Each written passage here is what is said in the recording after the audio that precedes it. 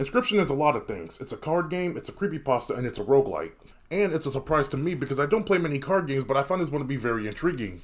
What keeps Inscryption from becoming boring is this commitment to the atmosphere that it sets. There are points in this game to where you think this might be more of a horror game than a regular card battler.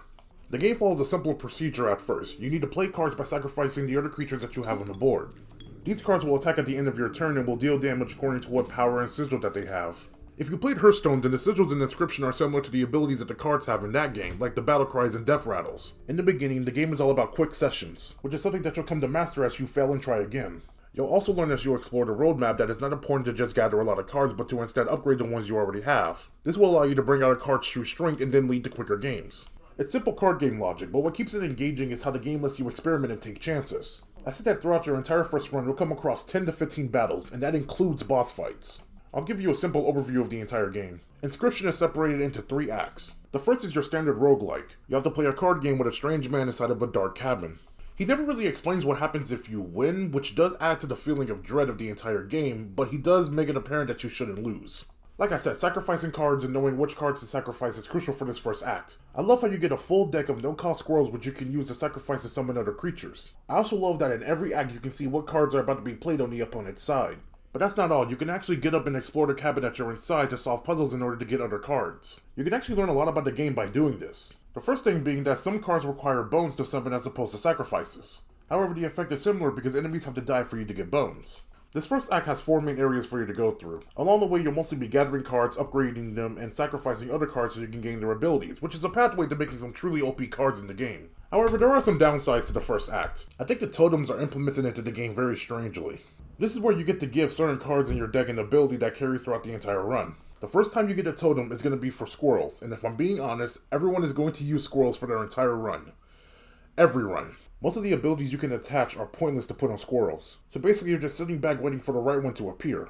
And yeah, I get that it's a roguelike so things are going to be random, but you can't expect the player to have a deck full of one type of card, especially when they are sacrificing most of them just to create better cards every time you go forward in the map. I think you should have had one totem for the entire run and you couldn't change it, because otherwise it's just a bunch of pointless decisions. It's crazy too because in the first act you can't even upgrade the squirrels. In the third act you can upgrade your pile of 1-cost cards, but these have the exact same effect as the squirrels in the first act. All the upgrades are kinda useless. Anyway, let's get done with that and talk about Act 2. So you'll probably notice that when you start the game you have to continue as opposed to using the new game button. When you finally beat the lesson guide, you get sent to this NES style RPG with 4 scribes who all have the power to make cards in different ways. But that's just the main story of the game. There's also a meta story going on about some YouTuber who collects cards for a living. And I gotta say, I was way more interested in this story than I was in the main story of the game. But I also have to be honest and say that I didn't really like the second act that much. First of all, it drops the 3D art style and switches to the NES style. Now this is fine, but on one hand I honestly do wish that it just remained in that original style. Because you still have to fight all 4 scribes and a bunch of mini-bosses around them. So each one of them could have gone one after another in the 3D art style and it could have just ended with the robot, which is exactly what happens. Suddenly this robot becomes the main villain of the game. And you still meet the scribes in the 3D art style, so why couldn't it have just stayed in that original style? Also, I don't like how the battles look. The screen is far too cramped and it makes it hard to tell what any of these new cards can do. You now open card packs as opposed to getting them at random, which means that you're just going to be getting a bunch of useless cards in your deck. You can also alter your deck to choose what cards you want for each game, but the problem is that there's no longer a pool of no-cost cards to sacrifice. Which means that your hand is mostly going to consist of low-cost cards with weak effects that you'll most likely sacrifice to get the better cards. All of the mini-bosses were insanely easy. I'm pretty sure I beat each of them in about 2 to 3 turns. Whereas the main bosses were fucking crazy. Without the ability to have a pool of no-cost cards, you're basically stuck waiting your turn or hoping that you get a good opening hand. Plus the game drops like 5 new mechanics on you without explaining any of them at first. Cards now have more requirements to be played, and in my opinion this is really fun, but it should have been explained instead of just being dumped right on top of us. No one is going to know what to do with these cards as soon as they get them. It'll be a process of trying and failing, which will be very frustrating for the player.